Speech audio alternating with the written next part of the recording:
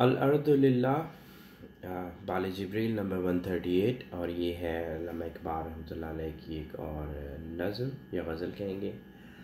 और अल-अर्दु लिल्लाह से मुराद ये है कि जो अर्द है, जो ज़मीन है, अर्थ इज़ गॉड्स, तो ये अल्लाह की है, यू नो।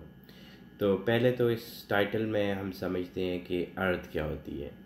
मैंने बाय द वे इस पे ये वो नज़्म है जो मैंने जब इकबाल की शायरी रिकॉर्ड करना शुरू की, तो this is one of the earliest ones जो कि मैंने रिकॉर्ड करके शेयर की थी। लेकिन उसमें मैं ऑफ टॉपिक अपेरेंटली चला गया था, लेकिन वो इतना भी ऑफ टॉपिक नहीं था। और आई थिंक इट्स लिंक्ड जो इस नज़्म के अंदर है या इस गज़ल में जो है।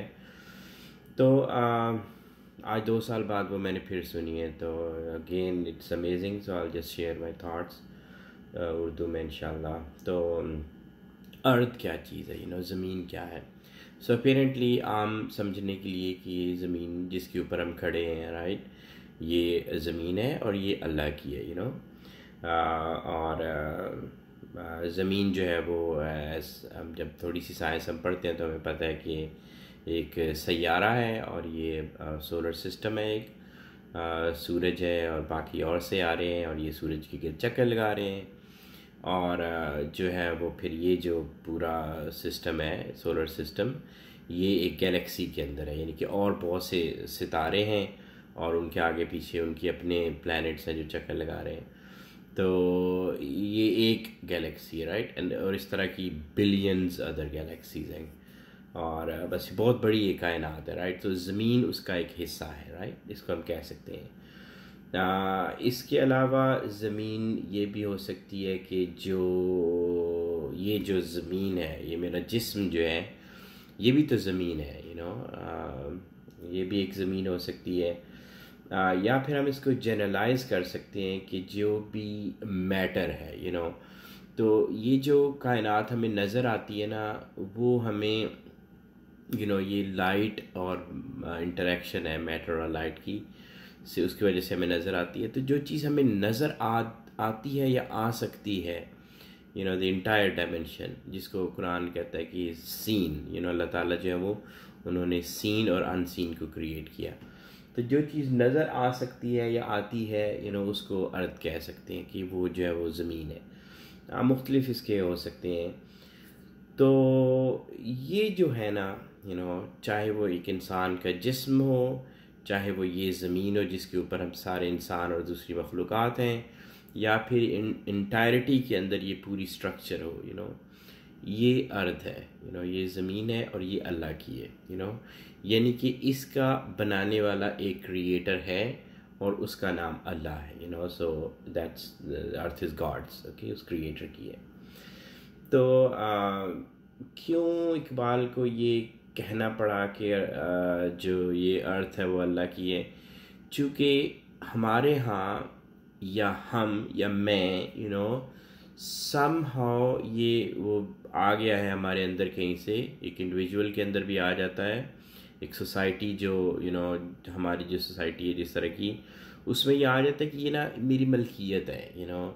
हम समझते हैं कि ये जो मेरा जिस्म है मेरी मलकियत है, यू नो, तो मैं जो मर्ज़ी करूँ, यू नो, इसको जैसे मर्ज़ी यूज़ करूँ, ये मेरा जिस्म है, राइट। या फिर ये है कि जो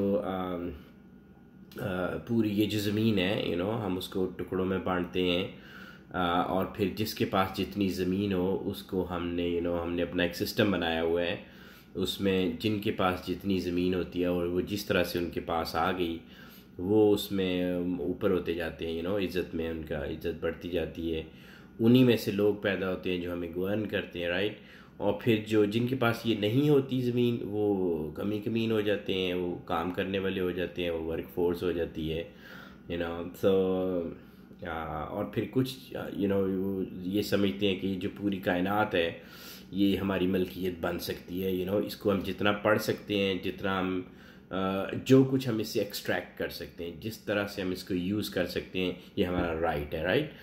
तो ये सारी चीज़ें जो है ना, इसकी नफ़ी ये इकबाल की इस नज़्म में मिलेगी कि ये जो सब कुछ है ना, ये जो अर्थ है ये अल्लाह की है, यू नो।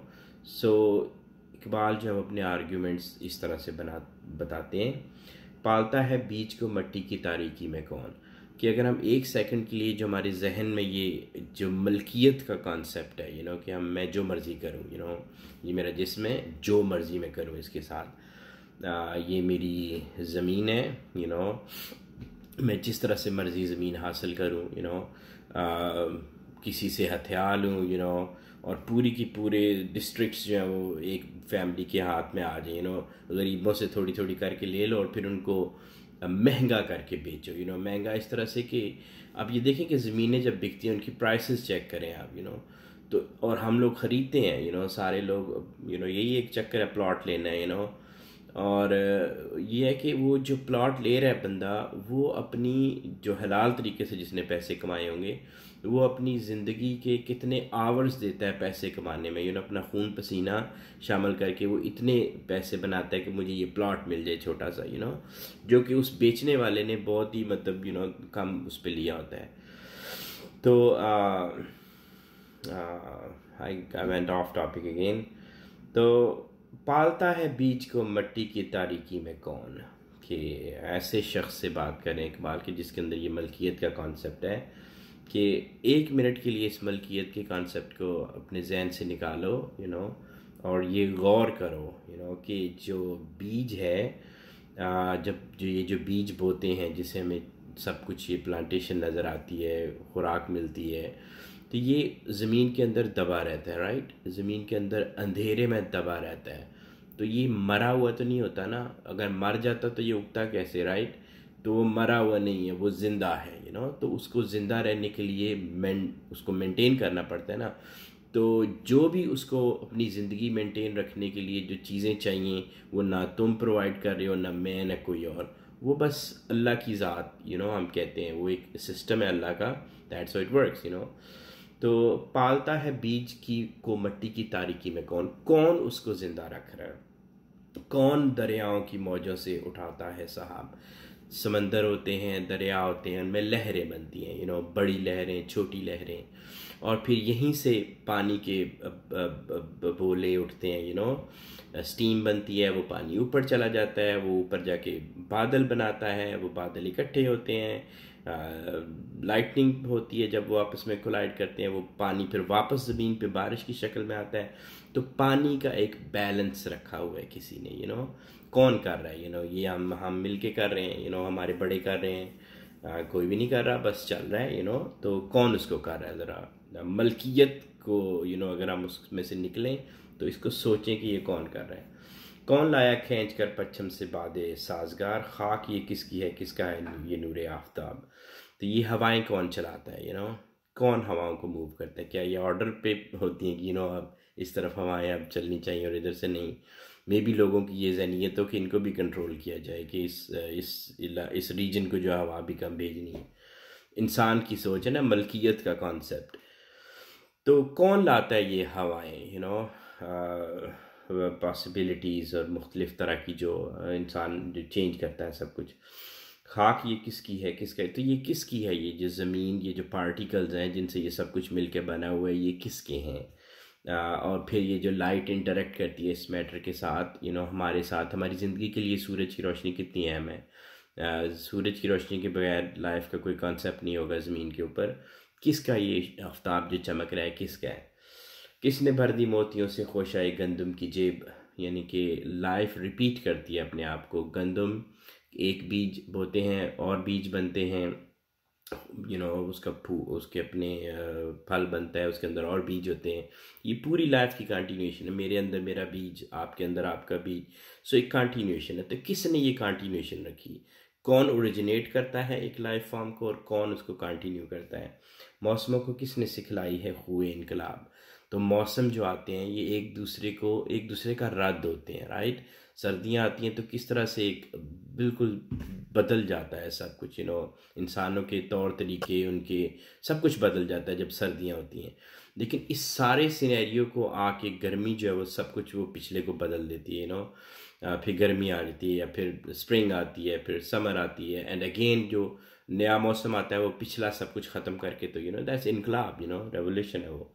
तो किसने इनको सिखाई है, मौसम को किसने बताया, या कौन ये पैटर्न सेट करता है? तो ये सारे के सारे जो काम है ना, ये एक क्रिएटर है, अल्लाह की ज़ात है, वो कर रही है, तो अब वो जिस किसी के जहन में मलकियत का कॉन्सेप्ट आ गया ना, अगर मेरे अंदर ये मेरी मलकियत का कॉन्सेप्ट है कि ये मेरा जिस्म, मैं जो मर्ज़ी करूँ, मैं इससे इसको मैं वो यूज़ करता हूँ वर्ड्स जो मेरे अपनी वीडियोस में यूज़ की, मैं मोलेस्ट करना, हम बाज़ का अपने ही जिस्म को मोलेस्ट करते हैं, इसकी ख्वाहिशें पूरी करके, फ़िज़िकल ख्वाहिशें पूरी करके गलत तरीके से, इसके मतलब इसके अंदर धुआं भर के, ड्रग्स लेके इसके अंदर, और जो मर्ज़ी आप कर लें, जो भी इसकी स्ट्रक्चर को बिगाड़ पैदा कर सकती हैं, वो हम करते हैं, वो इसलिए करते हैं कि हमारे अंदर ये कॉन्सेप्ट है, ये मेरा है, राइट? तो या फिर ये है कि हम अपनी वही जो मैंने हमारे माशरे में ज़मीनें और प्लॉट और ये वो चक्कर है सारा, क्यों किसी की भी हथियार लो और उसको आगे बेचते जाओ, चूँकि मेरी है, राइट, मैं कर सकता हूँ।